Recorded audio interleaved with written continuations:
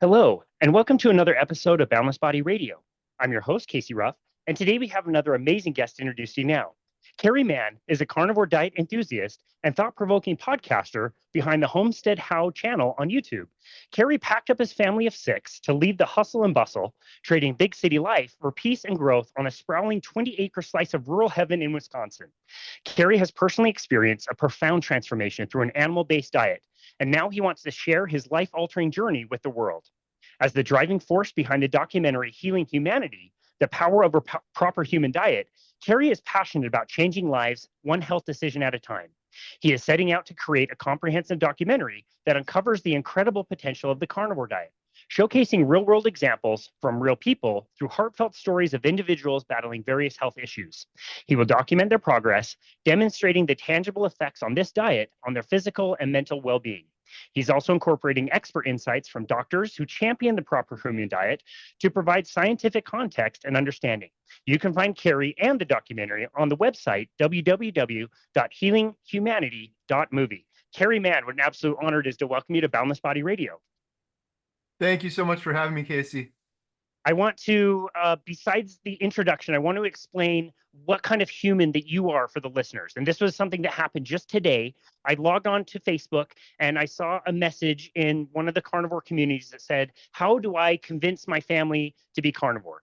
And I look at it and I rolled my eyes and I thought to myself, like, you don't convince anybody to do anything. You can be an example. I didn't respond to that post, but I looked down and see that you had, and you responded, inspire them. And that to me is like the perfect epitome of who you are and what you do. I just really wanted to point that out. Oh, that's wonderful. Yeah, I've been so busy lately. I don't spend a lot of time on Facebook. It's so funny that you happened upon that post. But yeah, that's what my life has become now, is inspiring other people to undergo a proper human diet. It's changed my life profoundly, and I've seen it change so many lives out there. It's really become my mission in life. Man, well, I was fortunate enough to be at the Hack Your Health conference in Austin, where you previewed some of the movie. I wasn't exactly a preview, but you showed some of the content. It was a breakout session, so you weren't on the main stage. You and Adam packed that room full of people, standing room only. There were many tears shed during the preview and everything that you saw. It was quite funny and very well edited, but it was also very, very touching to see some of these stories. What has it meant to you to take on this kind of a project and see the response? It's meant the world to me. It's incredible. I feel like I'm kind of in a movie or a dream. I really don't understand what's going on, frankly. I uh I've been doing a proper human diet myself for a little over 500 days. Hasn't been that long. So I guess a little over 500 days ago, I was really horribly depressed and kind of a shadow of the person I am now. And yeah, to see the reaction and to see people healing uh means the absolute world to me. It's incredible. It never gets old, and it's like starting to snowball. One of the reasons I found a proper human diet was through Dr. Barry, and it was on a video he did, and it had nothing to do with any of my health issues. It was about type 2 diabetes, and there was comment after comment on that video about, Dr. Barry, you saved my life. You inspired me. You reversed my A1C. 10 minutes of watching your videos changed my life forever. And that was so inspiring to me and so powerful to me. And now I'm seeing a little touch of that, I can't imagine what Dr. Barry gets with his following, but I'm seeing a little bit of that now. And there's nothing better than it in the world. You couldn't write me a check for $1 billion. When I get a message from someone that says they saw my 30-day video or one of the YouTube videos I've done, and they're no longer suicidally depressed, or they've overcome type 2 diabetes, there's really nothing better in the world than that. That's amazing. I will be very impressed with myself if I get through the episode without getting emotional. But there's some point when you're watching some of the content that you're creating and these interviews and the stories that you're capturing that, like, you kind of take it for granted a little bit. Like, I got into carnivore because, I was already doing low carb. I wanted to see if I wasn't going to die. And sure enough, like 5.5 years ago, like, my mental health is better and I feel really good and it's convenient. But I'm not bipolar. I'm not schizophrenic. I don't have type 2 diabetes. When you see some of these stories again that you're capturing, the Bill in Alaska, and like the and I'm gonna forget his name. Is it John that had the stage 4 cancer? Um, Jeff. Jeff. You take it for granted a little bit what this diet can really truly do. It's quite it's really amazing. Yeah, I still don't believe it. Like some of these things I wouldn't believe, but as part of the documentary, we're vetting all these people. We're getting their medical records ahead of time. But yeah, some of it is absolutely unbelievable. The common thread is definitely what you alluded to, mental health, depression, anxiety. We're filming some people that are like, I did this because I had type 2 diabetes.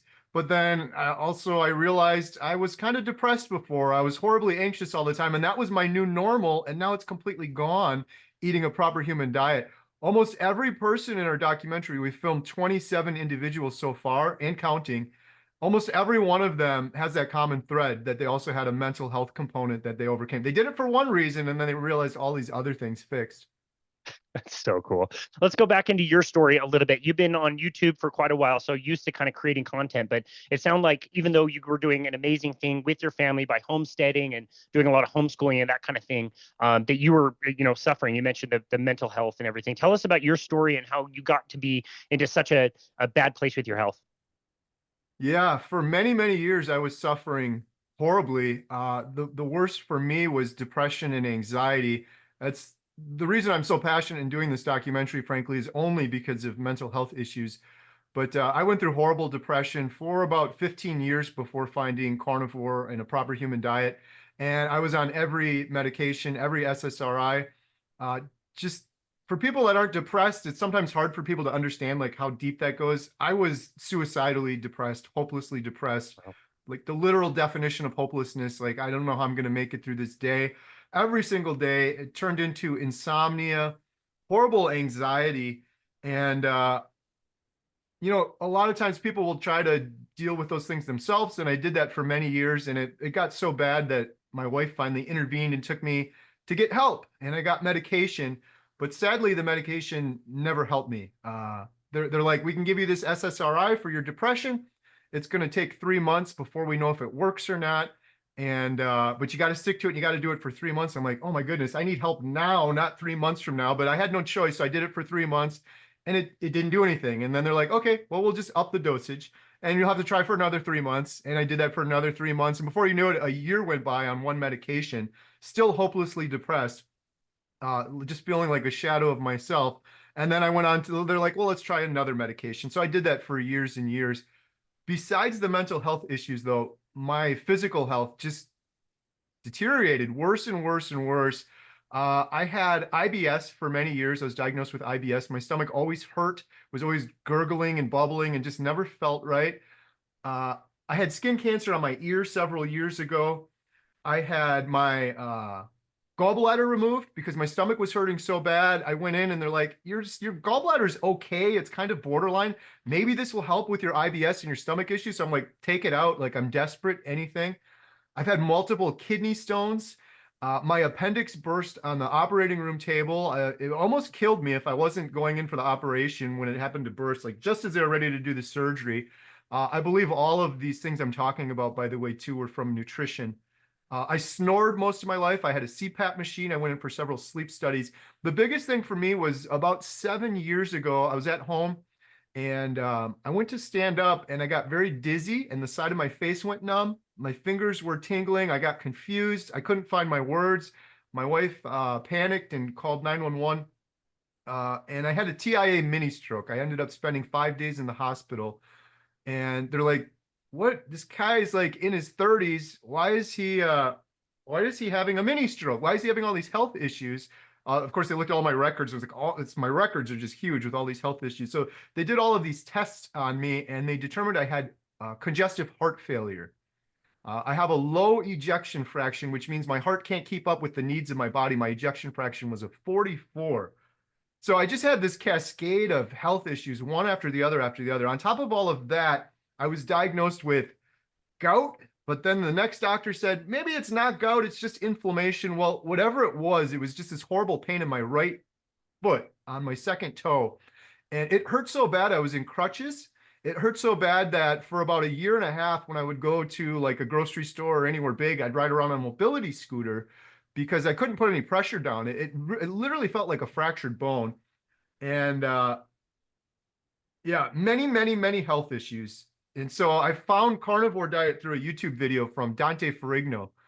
It was so inspiring. The guy had IBS, depression, overweight, lots of things like me.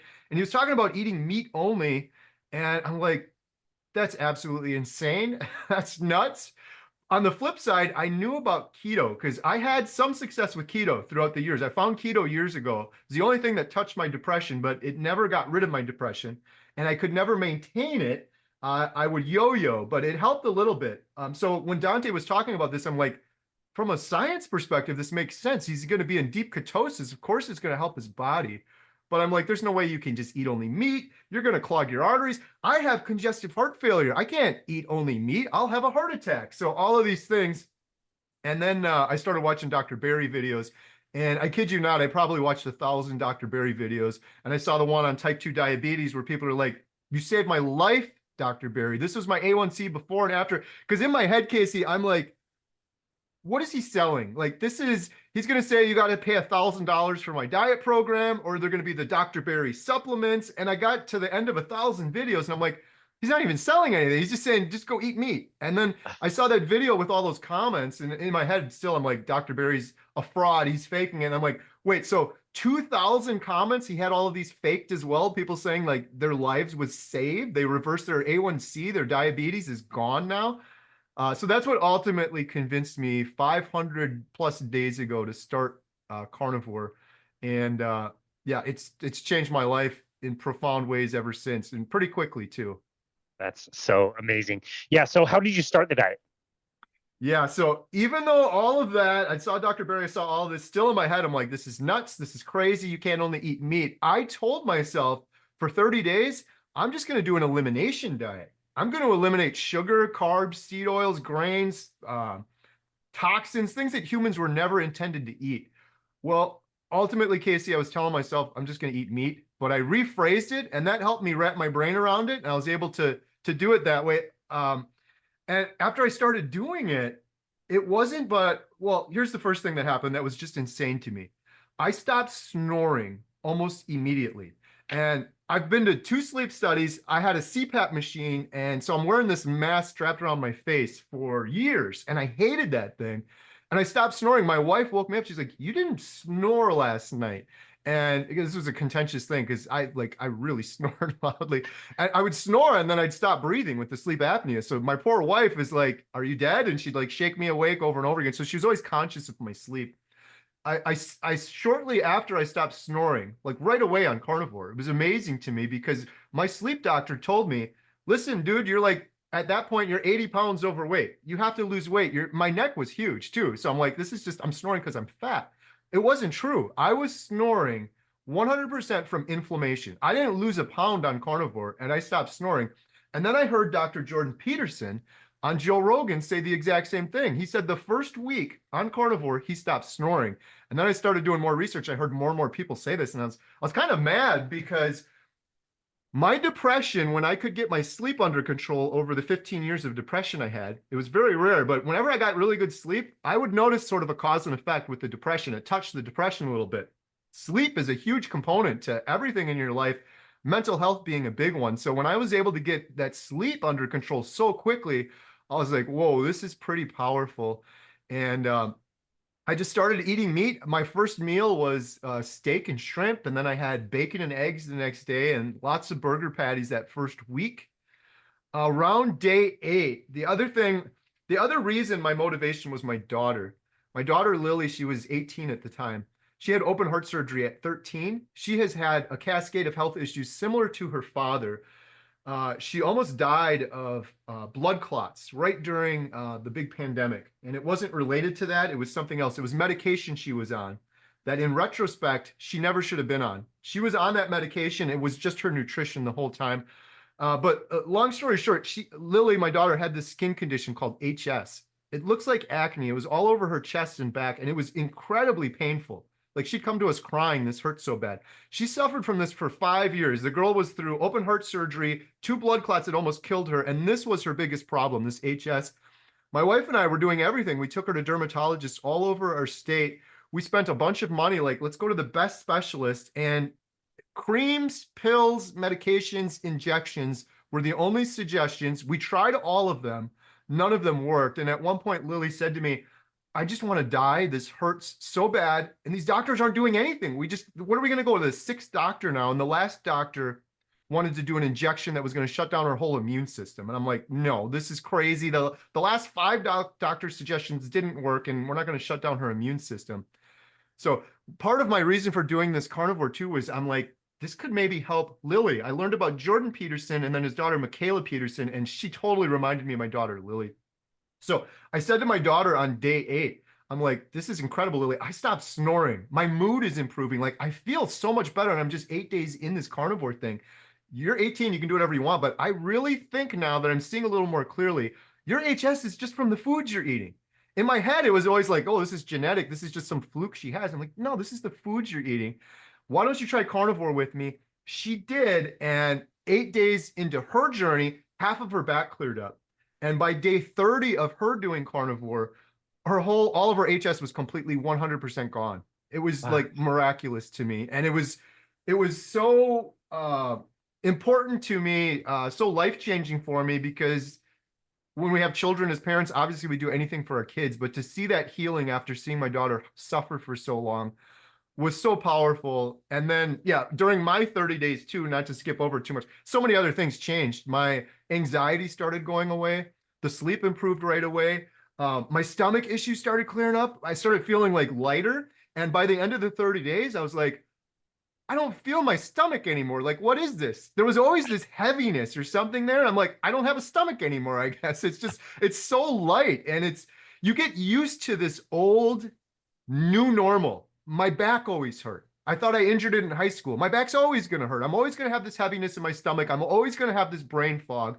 And I'm sorry, I get fired up. The last thing I'll say is the brain fog going away was incredible.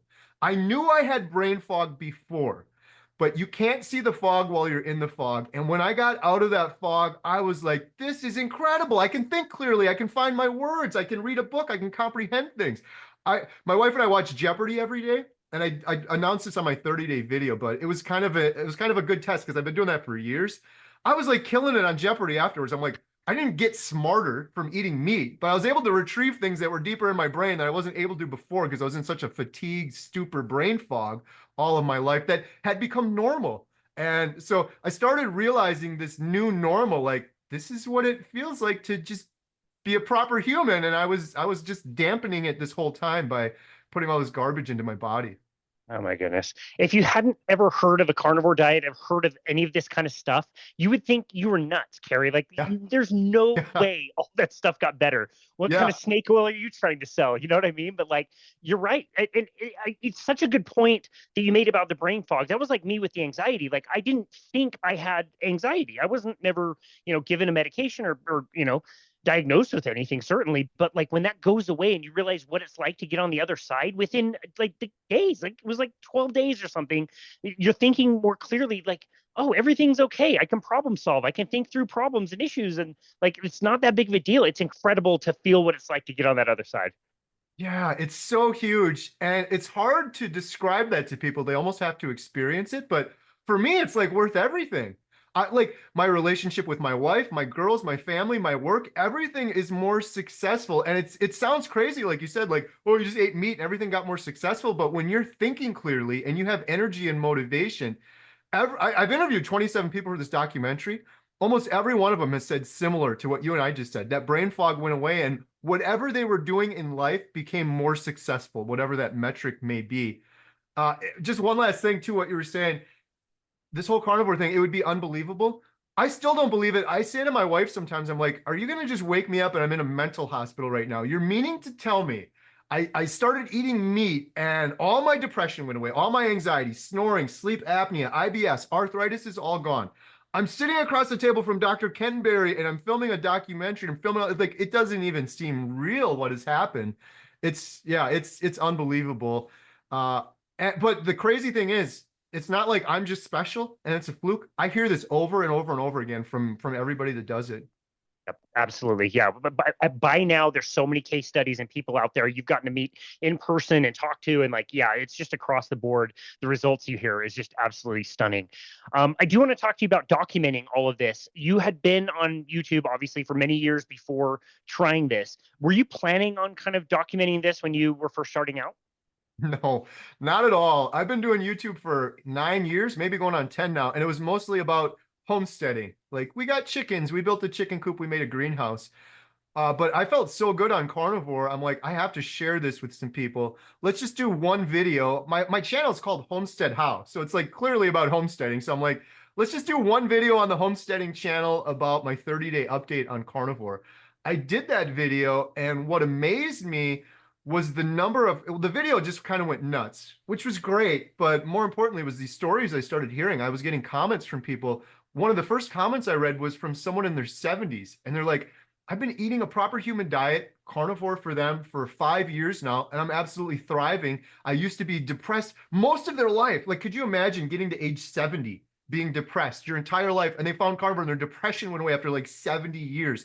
I started hearing things like that, comments of people reversing type 2 diabetes on the video I did. And I just got so inspired. And then I'm like, I want to learn more. Like, how did I not know this before? How is it so backwards? How is nutrition just the only thing that caused all of these issues for me? And I reached out to Dr. Anthony Chafee, and I was like, can I just interview you? I'm like, there's no way this guy's a neurosurgeon. He's not going to say yes to little homesteader Kerry doing a video. He was like, 100%, let's do it. And so I interviewed him, and he opened my eyes and taught me so much more. And then I went down the rabbit hole. I'm like, I can't stop doing this. So I did another update video, and then I did another one. And it was day 67 for me on carnivore. And it's actually on a YouTube video my daughter Emma and I did, where we announced we're going to do a documentary about this, because I feel like people on YouTube are a little unusual, a little weird, and it's a small subset of the population. We could be reaching so many more people if we had a big documentary on, say, like Netflix or one of these big streaming services, or even in the movie theaters. There's documentaries that go on the big screen. So yeah, on day 67, I'm like, we're going to do a documentary. And pretty much since then, I've done 2 or 3 homesteading videos, but my passion is for this. It's so much more important. I've been getting messages from people since that 30-day video that you couldn't write me a check for $1 billion. I would rip it up for just one of these comments where someone says, Kerry, I saw your 30-day video. I started a proper human diet. I'm no longer suicidally depressed anymore. Or I overcame type 2 diabetes. Or I don't have IBS. Or I feel hope for the first time. I've started getting comments like that, and I'm addicted to those comments. Like, I can't, there's nothing more powerful in the world than reading something like that. So I've just kept going from there, going forward. Amazing. One of my favorite parts is you're going through and interviewing Dr. Chafee and all the other experts that you were interviewing. I'm so glad you edited this together. Like you saying word for word, like, hey, I don't mean to put you on the spot, but I've got this project coming up. He said it over and over and over and over. And to the credit of everybody who you asked that question, of course, they were like, yeah. Like Georgia Eid was like, is that even a question? Like, of course, yes. Dr. Kilk, same. Like all these guys being willing to like participate. You must have been pinching yourself at some point to be able to talk to some of these just amazing humans. I'm so humbled. I'm so blessed. I still can't believe it. I really can't. Just when Dr. Chafee said yes, and he was the first one I asked on the documentary. And yeah, I said, I don't want to put you on the spot. And he said 100%. I didn't realize when I interviewed, because those were months apart. I didn't realize I was saying that till I got to like the 5th or 6th one that I kept saying, I don't want to put you on the spot. But like you said, every one of them said yes. And I just got to shout out these doctors. I don't know. Carnivore saved my life, literally saved my life. I don't know that I would have found it without these good doctors. I don't think I would have started it without finding Dr. Barry's videos and having the reassurance of a doctor talking about this. So huge credit to all of them. And the fact that every one of them said yes is just amazing. So they're, yeah, we've already filmed most of them for the documentary already. It's just been incredible. Yeah, and Dr. Barry in particular, I mean, all these guys, but Dr. Barry in particular, like dedicating himself to be on social media because that's where people are. You know what I mean? Like, yeah, to be a doctor and think like, oh, I'm a YouTube star or whatever, I'm putting videos out there. Like, no, that's where you need to get the message out, just like you did. I'm curious as far as like the homesteading crowd. What was the reception in the homesteading people, the crowd you had been talking to for so long? What was their reception to, the video? It sounds like it was mostly positive. I'm just thinking like homesteading. I've seen you and some of the videos and all the work you have to do, trying to imagine you doing all that same work in the state that you were in before. That would have been terrible. Yeah, it was terrible. And I'll get people that will watch my YouTube channel because I've been doing it for 8 or 9 years. And like, I watched your YouTube channel before. You weren't that unhealthy or you weren't that big. And I always tell them, look 4 months ahead or 4 months before, because I yo-yoed like crazy, up and down, up and down. But I was barely able to keep the homestead going. I thank God for my wife and girls. Like my wife and girls, they'll do fire. They'll go out with a chainsaw, cutting up firewood and putting it in things. So I would get out there and film and do what I could while I could. Now I'm like unstoppable, but before it was very difficult. My wife just recently reminded me. So I mentioned earlier, I was diagnosed with congestive heart failure. At one point, I was trying to use the chainsaw, and I think we were also filming it for YouTube, and I fell over. I completely blacked out with the chainsaw running in my hand. Luckily, it didn't hit me. I fell in the right way, but that was the congestive heart failure, and that was what it was like on the homestead with the projects. I'd wake up in the morning, I'd be like, we got to do this, we got to do it. Let's go build the greenhouse. And I'd be out there for like an hour and I'd be huffing and puffing for air. And then the family would take over a little bit. I'd go back to bed, take a nap, do whatever, and then get back to it. Now it's totally different. I have endless energy now. You can't get me tired. The homestead reception from the audience, it's been hit or miss. There's some people that are like, this is great. There's other people like, enough on the carnivore stuff already, dude. Can we talk about homesteading again? But I don't really care because like this has so much more impact. And honestly, when I was doing the homesteading stuff, I get some comments here or there. Now I do a video on carnivore and there's like 1,000 comments. And they're comments like, yeah, this saved my life, or they're comments that are supporting other people, or they're really good, valuable comments. And I don't really get that many on the homesteading side of it too. So there's a couple homesteaders that have come around, and there's a few, it's so interesting. There's a few that found me through homesteading and later started carnivore. My buddy JT, Poco Moonshine Family, him and his wife, he's incredible. His wife is down well over 100 pounds. And he found carnivore through my videos, but only because he was watching my homesteading videos before. He happens to be from Wisconsin too, so we're from the same state, and we've met up a couple times. He's a really good guy. So yeah, it's been great. Just one thing I want to say real quick too, on the doctors you mentioned, it's amazing what they're doing on social media. Dr. Barry, Dr. Baker, all these guys. Think of, for us individuals to do carnivore, you got to be really brave, really weird. You're going against everything you've ever been told. Dr. Barry, as a doctor, going against the grain and all of your colleagues, that takes an incredible amount of courage. That's another reason I always shout out those good doctors. I don't think I would have started without them. And man, it's like I always wonder, like, why do I love other carnivores so much? Maybe it's because they're a little weird and they're brave enough to do this. And I think that's probably why we like these good doctors too, because it takes a lot of bravery to go against all of your colleagues and everything to get this message out there. It's a huge risk for sure. You could lose all of your patients. Like it could be as extreme as like Dr. Fecky or Dr. Noakes, who went to trial literally over some of this stuff and almost lost their licenses. Like, yeah, I have so much respect for them. As far as the content creation, I did want to ask about your family as well. You talked about your daughter. You've mentioned your wife. How was this diet received by the rest of your family? And then why was it so important for you to include them in some of your content, which I absolutely love? I have to say, my favorite video that you guys have made was the test of all the different fast food burger patties. That is so valuable for me to share around with my clients, to be like, yeah, you probably don't want to have to do this all the time, but like if you're in a pinch, we do a disservice by telling everybody you have to have the highest quality food or whatever. Like, no, you can get good food at these places. So that's my favorite video. But I'm just curious, like, how was the diet received by your family? What was it like to get them involved in sharing the content as well? Yeah, at first when I started, they're like, "Oh, here we go again. Dad's on his 400th diet, and this is the big one. This is going to do it for sure." So that's kind of how it was at first. Then, like I said, my daughter Lily started it with me, so that was nice. But my wife and I have triplets plus one. We're a family of six, four girls. So two of the six of us were on it for quite a while. My daughter Emma was vegan for 5 years, and at one point during my carnivore journey, a little bit longer into it, I didn't force her. I didn't even say anything. She was the last person in my family I would have thought would go carnivore. She decided on her own, after seeing me and her sister Lily, she's going to quit vegan and go full 180 into carnivore. And she did it.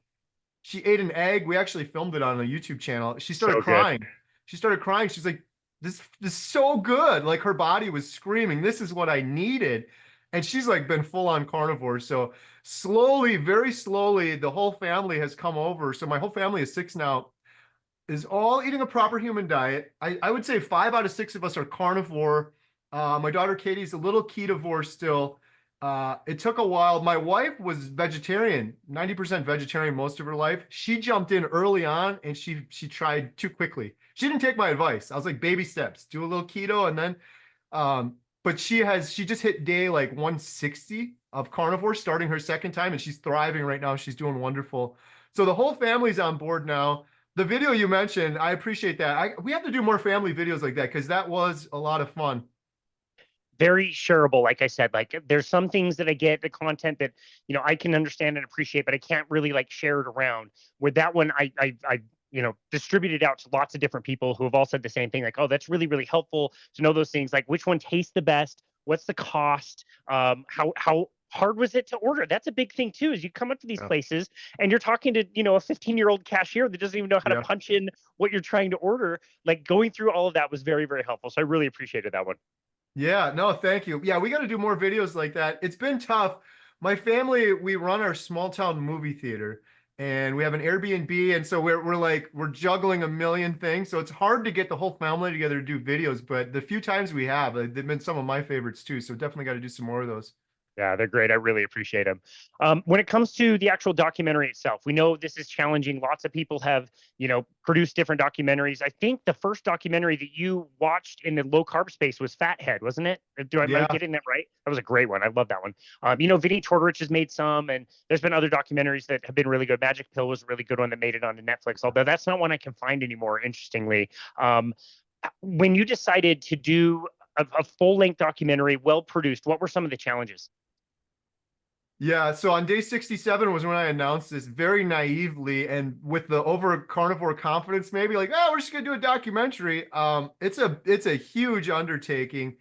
It's expensive. And the thing is, like you mentioned Fathead. I found the keto diet through Fathead, and that guy, Tom Naughton, I believe was his name. I think he just used a video camera and he did most of it himself. But the message was so powerful that helped a lot of people, myself included. That was the first time I ever heard of keto, was through a documentary, which was motivation for me to do this documentary as well.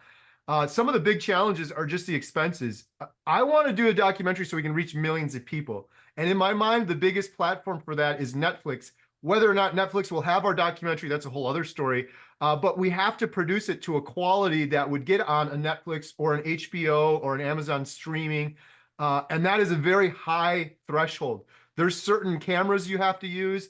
We can't just use a camcorder. We can't just use our cell phones. And we want to do a good job because there hasn't been anything really like this, in my opinion. There's a lot, those documentaries you mentioned are wonderful. I love them all. I shout them all out. What we're doing differently with ours is from a human perspective, where you're going to make an emotional connection with these individuals. A lot of documentaries, they get really good into the science of a ketogenic diet or the history of it, and that's all fantastic. And we're going to have that in ours. But in my opinion, a lot of documentaries are too much about that, and people don't have any attention span anymore. With TikTok and short-term videos, it's like, I can't watch 90 minutes of science. So ours is, these are the stories, and I don't believe you can change anybody, even with the science, but you can inspire them. People are going to change either through inspiration or desperation. And that's the goal of our documentary, is to inspire them through these stories, show the science, show the good doctors in the middle. But the real hook and the real engagement is through these individual stories. And that is a big challenge, especially if several of the individuals were filming over the course of a year. A lot of people are like, when's the documentary going to be done? I'm like, it hasn't even been a year yet. Like, we got to have a year so we can see the conclusion of Bill and the conclusion of Jeff DeProsperous and the conclusion of Mimi after 1 year. Bill just hit 1 year, by the way. Jeff DeProsperous hits 1 year in December, and then Mimi's a couple months after that. So that adds a layer of complexity onto it. But one of the things I'm so excited about is we have an incredible team of volunteers. Most documentaries, they're sponsored by some bias. You look on Netflix at like these Blue Zone documentaries. I'm sorry, I'm just speaking the truth here. They're Thank you. sponsored by Beyond Meat, and they're skewed. And some of the stuff in there is just so. Even vegetarian plant-based people are like, yeah, that's like propaganda that they're putting in some of these things, but they're paid for by a corporation. And sadly, a lot of documentaries cost an incredible amount of money, and they're paid for some sort of bias. Our documentary is entirely crowdfunded. We just surpassed over $150,000 on GoFundMe, which is absolutely incredible. It's a ton of money, but honestly, it's a fraction of the cost to do a cinema grade documentary that could appear on the big screen. It's a fraction of the cost. Most people would be like millions of dollars. But the last thing I'll say is we have an incredible team of volunteers that have come together for this. Adam Lacey, who you met out in Austin, he's an incredible photographer, videographer. He's been helping me. We have a really good videographer, John, who's a cinematographer, editor. And then we have like 11 other volunteers, and they're all eating a proper human diet. So we all have that big, no brain fog. Like we're all firing on all cylinders. And I'm really anxious and excited to share this 10-minute torch that we put together. I think people are going to be really excited once they see it. And I can't wait to see that. That's amazing. And you're right about these documentaries that make it onto Netflix. Like the Blue Zones documentary was very well done. You watch it and you see Dan Buettner cruising his bike all around the world trying to tell the story that people in Okinawa eat purple sweet potatoes based on terrible data and a concept that's owned by the Seventh-day Adventist Church. Like, give me a break. It is Yeah. all sponsored. Like, it's terrible, but they look really, really good and they're very enticing. Game Changers was the same thing. Like, this is produced by the director of Titanic, who's an investor in Verdient Health pea protein. You know what I mean? Like, they're Yeah. so well done. One of my favorite things about podcasting is I get to talk to all of the same experts that you mentioned. We've hosted Dr. Chafee, we've hosted Dr. Hampton, we've hosted Dr. Seyfried, and talking to them, it's just like the highest honor. It's so cool to talk to them and learn from them and learn their own personal stories and how they're doing research and how they're, sharing their message around. My other more favorite part of it is finding the stories. You're right. The people that don't get highlighted enough, they don't get talked about. Maybe they're doing amazing work in their own little neighborhood or their own corner of the world, and it's making a difference in their life and the lives around them. So I love that you have the balance of those things. You can include both of those, like you said, but the thing that is emotional that's going to capture, the attention of people out there is those personal stories. So you've mentioned a few already, but maybe we could start with who's the carnivore in Alaska? I just brain farted his name. Bill Bill. Knott. Yeah, that's right. Yeah. So can you tell us about Bill as kind of the first story that we can talk about here? Yeah, absolutely. This whole thing has just gotten bigger than me. The Bill Knott story could be a movie on its own. All credit to Bill, all credit to God, no credit to me. Like, I don't know how this even came about, but when I decided on day 67 to do this documentary, okay, now we got to find some people to film, right? I had some ideas. I thought about the different doctors and stuff like that, but I did a video, a carnivore video. It was an update on my carnivore status. And this guy, Bill Knott, saw it and he left a comment on the video, and it was an essay. And I felt like it was former Kerry talking. He was talking about hopeless depression, being in dark black hole depression. He said, I'm not going to be alive much longer if I don't change my ways. He said, I know carnivore would probably help me, but I live in Alaska. I've been stuck in my house for 5 years. I started crying reading this guy's comment. It was so powerful. And he's on disability. He doesn't have an income. Meat in Alaska is incredibly expensive. He's like, maybe I could try this carnivore thing and maybe I could, I don't know, do YouTube and that would give me some income because I can't leave the house. And I'm like, yes, yes, yes, yes. Like all of these things, you can do it. Let's do it. And I left him a huge comment. I left him my email address. I was like, comment back to me. And every day I checked for the response on that comment and it was crickets, nothing, nothing, nothing. And a couple of weeks went by and I was thinking about Bill every single day. I'm like, is he dead? Like what happened? Like this was such a critical message. And so I put out a video. It was titled, Attention, Bill Knott in Alaska. If you see this, comment me. And the thumbnail was just some random 700-pound guy. And I blurred out the face and I said, it said it was from Wasilla, Alaska. So I said, attention, Bill from Wasilla, Alaska. I did this whole video and I said, you said you wanted to do carnivore. You said you can't afford it. You said meat in Alaska is expensive. You said you want to do YouTube. We can help you with all of those things. And I even told him, I said, I will personally pay for your meat out of my own pocket for 30 days. I didn't have a fundraiser. I had no GoFundMe money, nothing. I was like, I'll pay for your meat for 30 days. If you're going to stick to this and you're going to do it, we'll make it happen. Please reach out to me. I got a phone call later that night and it was Bill Knott and we started talking. And 3 weeks later, probably foolishly, but at Providence, it all worked out. My daughter and I flew to Alaska. He's the first person we filmed. As we're flying to Alaska, I said to my daughter, Emma, who is the vegan for 5 years now, carnivore, I'm like, what are we doing? Like, this guy could be a psychopath. Like, I don't even know this guy, some guy on the internet. We're traveling across the world to film, but it has turned out, as some people will hear, they probably know about Bill more than I do. He's like becoming famous now. Everybody loves his YouTube channel. He's the nicest, sweetest, kindest guy. He's been doing regular YouTube videos on his progress. He was 700 pounds, stuck in his house for 4 years, hopelessly depressed. And just like a month or so ago, he stepped outside into Alaska for the first time in almost 5 years, trapped in his house. His depression's gone, his anxiety's gone. He's down 200, almost 250 pounds from 700 pounds, and he's got his life back. He's got mobility. He still has a long way to go. He's not finished. We're going to film his 1 year update, and then he's hoping to go like another year and lose most of the rest of the weight. But he's become my best friend. I literally text with him every single day. And in next week, I'm flying out next week with my daughter Emma. 1 year update. We're gonna film Bill Nunn. I'm gonna knock on his door and see how he's doing 1 year later. Oh man, that's going to be highly emotional. I cannot wait to I'm see gonna that. be bawling like a big baby. Oh, I think about it because when we went there last time, my daughter Emma filmed me 6 minutes in the car before we got to his place, and we didn't stop. There's no edit. And then she followed me out of the car, knocking on the door, and I'm nervous, and I don't really get nervous anymore on Carnivore, but I'm like, this is so important. And then we went in and we talked to Bill. He couldn't come let me in his house. He had the door unlocked. He couldn't get out of bed. He could barely walk to his toilet. He was crouched over with his hands on his knees. He couldn't even stand upright. This is how bad it was. And when we go there now and I knock on the door, he's going to answer the door and walk out the door. I'm going to start crying. I don't know what else he's going to, it's just, I'm so happy for him because what are the odds, Casey? Like, 1,000 people, I have had 70,000 comments on my YouTube channel. There's 1,000 other people that are horribly obese and depressed like Bill. But we happen to get Bill, who is amazing, a kind, sweet guy that also happens to be good on YouTube, that was sharing his whole story. And he followed through with it. He did this whole thing for a year now. I wasn't even pushing him or anything. He did it all by himself. It's incredible. I'm so thankful. Like, we could do a documentary just on Bill.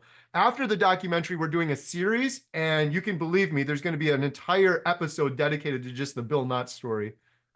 Good. That's amazing. And I recognize that like getting to Alaska is not necessarily like a $59 Southwest Airlines no stop. Like it's very challenging and very expensive, I'm sure. I'm glad you went out to capture some of those in person. One in particular was Maggie. Can you tell us a little bit about Maggie and what it was like to visit her?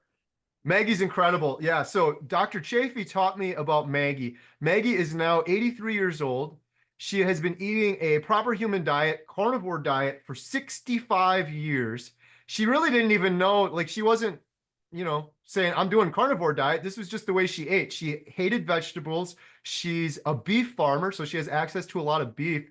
And Dr. Chafee went to visit her. She found Dr. Chafee, and then that was where Maggie learned. She's like, she doesn't even have a TV in her house. So she doesn't know like a lot. She's just barely on the internet. She's learned that this carnivore is a thing through Dr. Chafee. We went out and filmed her for a week. She's the only individual out of 27 that we filmed. She's got nothing wrong with her and no mental health issues, no depression, no hospital visits, no IBS, no sicknesses, nothing like that. I couldn't keep up with her. Adam and I went to film her. She's building fences. She's jumping over fences. She's feeding the cows. And beyond all of that, her energy and everything, I had to keep reminding myself, Adam and I both did, this is an 83-year-old. She had the energy of a teenager. She had like, it's so hard to describe to people. They'll see it in the documentary. You have the wisdom of someone that's been on this earth for 83 years old, for 83 years, but you have the energy of like a teenager. Like, we could not keep up with her. It was amazing. And I can't wait to share that with the world. Her story is so incredible. She wasn't even that fired up about carnivore. Her thing was regenerative, supporting local independent farmers and how important that is.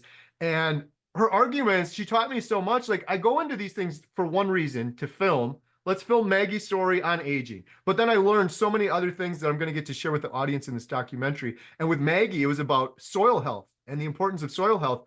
I was always like, yeah, just vegetables don't do well with me. But she's like, no, a lot of vegetables are actually pretty bad nowadays because there's pesticides and there's glyphosate and there's forever chemicals in the pesticides. And then she said, Kerry, on top of that, look at the soil. And she's showing me the soil. We went down the road. It's like deplete. It's scorched. They just keep putting chemicals in it. There used to be cows. She taught me this. There used to be cows that would poop on the soil. And that was fertilizer, and that was natural fertilizer, and that would put minerals and nutrients into the soil, and then those would be in the carrot that grew. Now they're trying to grow carrots in soil that has no nutrients in it, and they're just putting chemicals all over it. So besides the pesticides, toxins, glyphosate, all of that stuff that's in the carrot, it probably has like 1/7 or 1/5 of the nutrition it would have had 50 years ago. So there's like, we go down this whole rabbit hole with Maggie and learn all these things I didn't intend to. And that happened with every person we filmed. But Maggie's incredible. The last thing I'll say with her is, I said, when are you going to slow down? The life expectancy in the United States is like 76 years old. You're 83. Are you ever going to retire? And she laughed at me and she said, I am just getting started. I believe, and she said, you can laugh at me if you want, but I believe I'll live to be 120 years old. No problem. And I believe it. I totally believe it. She has no health issues and she's jumping over fences and thriving in her 80s. It's just crazy. It's amazing. I will never forget the episode that she did with Dr. Chafee when she kind of got on the scene. I'm listening to it. I always listen to my podcast fast. But I could still tell like this woman is talking really quick, like something's not right here. And so I remember stopping at about 15 minutes in. They said she was in her 80s. I don't think that doesn't sound right. I pulled up the YouTube video and you see this woman, you're like, this woman is 82. You're kidding me. And then when you see the video of her not just, doing an interview, but actually out on the farm and working, like she is busting her ass the whole time, like working hard. And yeah, what a wonderful human. I've been able to message her back and forth a little bit, and she's learning Spanish. I think they picked up a new place, and she's going to be sailing and doing some things that she's learning at that age. And you mentioned that lifespan and how her lifespan is declining. It's not only that, it's the health span, right? Like we can keep you alive until your 70s on average, but what kind of quality of life are you going to have when you're on chronic medications from being a teenager, 20-year-old, or having that brain fog in your 30s? You know what I mean? Like it's so different to see her. Cool example. 100%. Hey, one last thing on Maggie that I didn't intend on learning that was crazy and actually kind of sad. She's outlived everyone. They have a family cemetery on their property she took me to, and everyone's gone. And she went to a girls' school when she was younger, and she was best friends with the girls she went to school with, and she stayed in touch with them forever. They're all gone. She's like, it was very sad. She's like, I'm all alone now. And she has her husband, she has her children. Her children are incredibly healthy and eat mostly carnivore as well too, which is pretty awesome. But another thing, like we film all these individuals for one reason, and we've learned so many other lessons from them. Yeah, well, thank you for sharing that. I did want to ask you also about Jeff. I think when we talk about, low carbohydrate keto, I think a lot of people now are making more connections like, okay, this is good for type 2 diabetes. We can definitely help you lose weight and lose fat. Cancer is still one that's a little bit tricky and one that takes a little bit longer to kind of wrap your head around. Can you talk about Jeff and the experience of meeting him and everything he's gone through? Yeah. Oh man. All of these people, the more I'm talking about it, I just smile on my face because they've all become best friends. Like Maggie, you mentioned, I text with her all the time. I talk with Jeff all the time. I have like all these, I had no friends before this. Now I have all these best friends, lifelong friends. Jeff, we did a 24-hour live stream. This documentary is expensive. We have to raise funds for it. So we do podcasts and live streams, and we're like, let's do this huge 24-hour live stream, nothing but carnivore doctors and individuals and stories. And as part of that, I said, if you want to send me your carnivore story, send me a little 3-minute clip, and maybe we'll include that during the 24-hour live stream. That's how I found Jeff. And again, a message like Bill's, I'm reading it, I start crying. I have stage 4 cancer. I was told it was terminal, incurable, inoperable. I was told I have months left to live. But he said, I've been doing carnivore diet. And ever since when he first had cancer, he was doing standard American diet, and he was suffering through chemotherapy. He started doing carnivore. Chemotherapy became more bearable. Now he's like an Energizer bunny. He's like, I feel like I'm 20 years old. My immune system's stronger. My depression went away. My anxiety went away. He's saying all these things in the video. And then he said to me, Kerry, Dr. Chafee is my hero. These are my doctors, not the doctors I see in real life. They haven't helped me. Dr. Chafee, Dr. Barry, Dr. Thomas Seyfried, Professor Seyfried, all of these people have helped drastically improve his life and potentially save his life. He was supposed to be dead years ago from what the doctors told him, and he's absolutely thriving right now. So he sent me this video, and he's like, if you could just pass this along to the doctors, that'll be great. Well, on that 24-hour live stream, we had Dr. Chafee, who's amazing, decided to stay on for 3 hours. So right at the beginning of it, I said, Dr. Chafee, if it's okay if I show you this video, this is Coach Jeff to Prosperous. And then I said to Dr. Chafee, by the way, you don't know this, but you are his doctor. And Chafee, like, he sat back like this, and it almost like teared him up. He's like, whoa, this is powerful. And then I showed him the Jeff video. Jeff emailed me afterwards. He said, I was crying watching you share that with Dr. Chafee. And he said, I want to do what you and my doctors are doing. I want to inspire people online. And then after that, Jeff and I connected. He started his own YouTube channel, Blessings on My Journey. And he's had all sorts of experts, doctors, other people with cancer on there. But the biggest thing, we never were going to have cancer in the documentary. I'm like, we have obesity, depression, anxiety, fertility. We have all these issues. We don't have room for cancer. Now cancer is a huge part of it. I truly believe with what I've learned from Professor Seifried and others, I'm not saying you're going to do carnivore, you're going to cure cancer. Jeff's not saying that. None of us are saying that.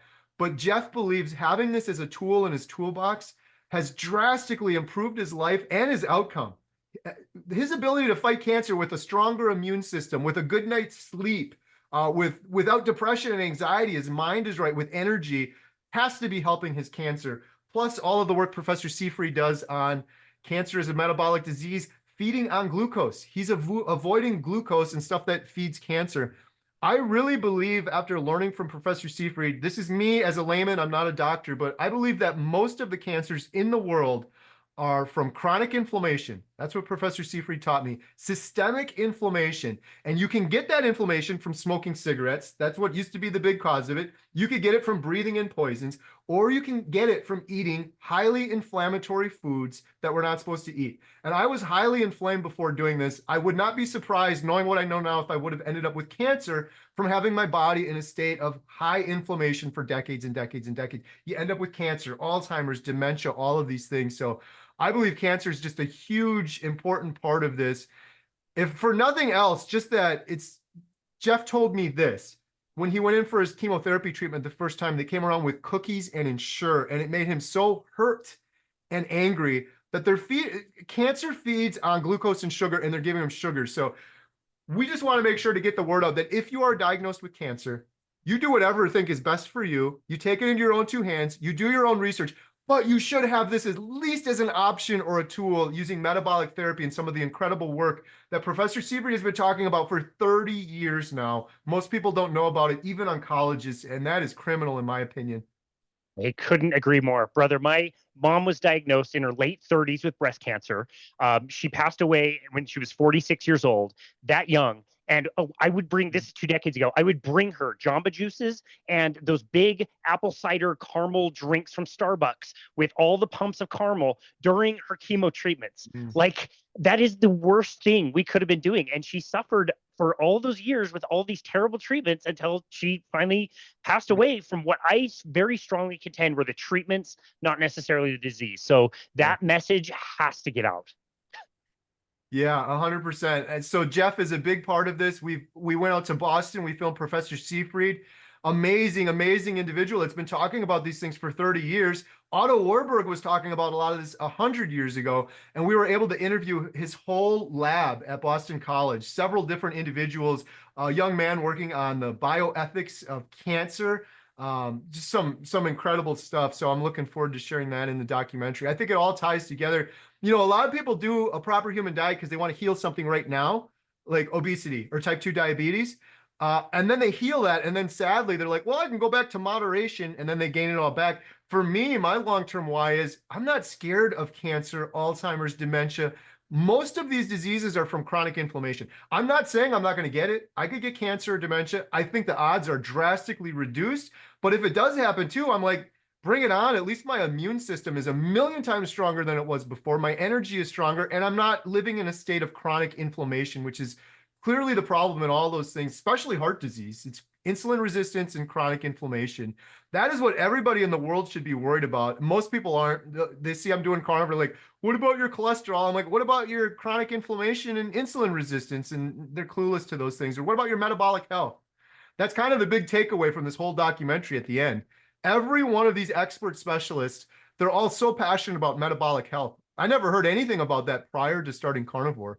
And they're passionate about it for their specialty, heart disease or type 2 diabetes, or mental health. But it's all like, you fix one of those, you fix everything. It's all just fixing your metabolic health. I love as you were interviewing Dr. Hampton in particular and how excited he was that like I was managing diseases, now I'm healing my patients and how it just lights him up, man. Yeah. It's so cool. Okay, God so bless that. Dr. I love that guy so much. He's the He best. sees hundreds of patients and he's just turning people, he's getting them off their medication left and right in a real world scenario. It's absolutely amazing. He's awesome. Yeah, to meet him in person, yeah, he's just such a kind soul and doing amazing work. He's great. Okay, so with the documentary, obviously the 1 year follow-ups, you've done most of the expert interviews. What else is left to go? We have a couple individuals to film yet. A big one just came about recently, which again, Casey, am I dreaming right now? Am I sitting in a mental hospital imagining all of this? We when we were in Austin filming all these good doctors, my heroes, honestly, if I could meet anyone in the world, it would have been these doctors. So my dream kind of came true there, meeting Dr. Barry, Dr. Chafee in person, shaking his hand, thanking him, Dr. Ovadia. While I was there, I got an email and it said, I want to have you on my podcast. I've been watching your channel for a couple months now. And it was signed Tammy Peterson. I'm like, Tammy Peterson? What? I know who Tammy Peterson is. She's been a carnivore for a long time. She had cancer. That's Jordan Peterson's wife is emailing me to have me on her podcast. So after Austin, I went on her podcast and I just said to her straight up, I was kind of nervous and scared. And I think before Carnivore, I wouldn't have done this, but I became very intentional. I said, listen, we're doing this documentary. We're hoping to heal humanity, heal individuals, give people hope that don't have hope. And I think your story will provide so many people with hope. Will you participate in the documentary? And she got back to me and she said, yes, I will. Here's when you can come film me. Oh, and by the way, Jordan is tweeting out your trailer this afternoon. Oh man. So Jordan Peterson, who has like 6 million, and again, talking about heroes, Jordan Peterson's testimony on Joe Rogan has helped so many people go down the carnivore rabbit hole and research and learn more and change their life forever, myself included. I'm like, this guy Jordan Peterson is one of the smartest people on the earth. He's doing it. Maybe I should think about this a little bit more. So we're going to be filming Tammy Peterson in January. We're going to be filming Laura and Chris Spath in January. There's a couple more individuals. Yeah, aren't they the best? Laura's incredible. Her husband, Chris, is amazing too. He overcame type 2 diabetes on carnivore. Right. There's a couple other individuals. We're going to be in Australia in November to film Limitless Lindy, who was also at one time 700 pounds. I met her in Austin. She's lost almost all of her weight. She's incredible. She's got a YouTube channel. Todd Bachnes, The Carnivore Cure. Todd and Lindy have a channel, 700 pounds and down, where they're interviewing people that were morbidly obese. And it's amazing what they're doing and how far they came. So we have a couple people to film still for the documentary, including my hero as well, Dr. Georgia Each. She wrote this book. I cried when I read this book and I told her this would have saved my life if I found this when I was horribly depressed. Like I was looking for any answer. I was praying for any answer for my depression. And it was in this book that she recently released. She's our main expert in terms of depression, mental health. And we're filming her in October. And there's a couple other individuals, but the last one I'll mention here is another hero of mine, Dante Ferrigno, the man I mentioned earlier that I saw his YouTube channel. He has inspired so many people. He was one of the first people as an individual, to put his carnivore story out there to the world on YouTube. And it's what lit the fire under me and inspired me. I told Dante, I'm like, look, I hope you're happy. This whole documentary wouldn't have happened without you as the root, like sharing your story, because this is what spurred me on and this is what inspired me to do the next thing. And it's really amazing, sort of that ripple effect when one person does it and sees it and then goes on from there. But those are some of the individuals. And then we're going to be filming Dr. Barry at the very end one more time. We've already filmed him in person, but we're going to do a big wrap up with him at the end at his farm out in Tennessee. Got it. That'll be great. When do you think this might come out? We're aiming for the middle of next year, optimistically speaking. Wow, that's optimistic. Yeah, I'm trying not to rush it. It may be a little bit more towards the end of next year. It's so hard to say with the documentary because we have people yet to film. And then you go film these people and maybe they have an incredible story or follow-up or something like that. Like when we filmed Tammy Peterson, for example, might become a bigger part of it that'll take a little bit longer. But next year's the goal for sure. Wow, dude, I would suck at that. I am so bad at brevity. Like if I do like a review episode and take a bunch of clips about like a certain topic and put it on my show, they're like 4 hours long, dude. I never know when to edit. And so it would be so challenging to be in this world, find a new person, a new amazing story, which is like daily. We learn Yeah. about new people to like decide who gets in, how much time everybody gets. That would be so hard. Yeah. Thank you for reminding me. No, I'm joking. It's the biggest challenge going for. It's a good problem to have. There's so many stories, we can't stuff them all into the documentary. So we're trying to get the main stories and a little bit like a compilation of the other stories, enough to pique people's interests. But then we're 100%, we're doing a dedicated series afterwards. And the series will be cancer, type 2 diabetes, depression, just on those health issues. So if you have cancer, you can watch that episode. You can watch them all, of course.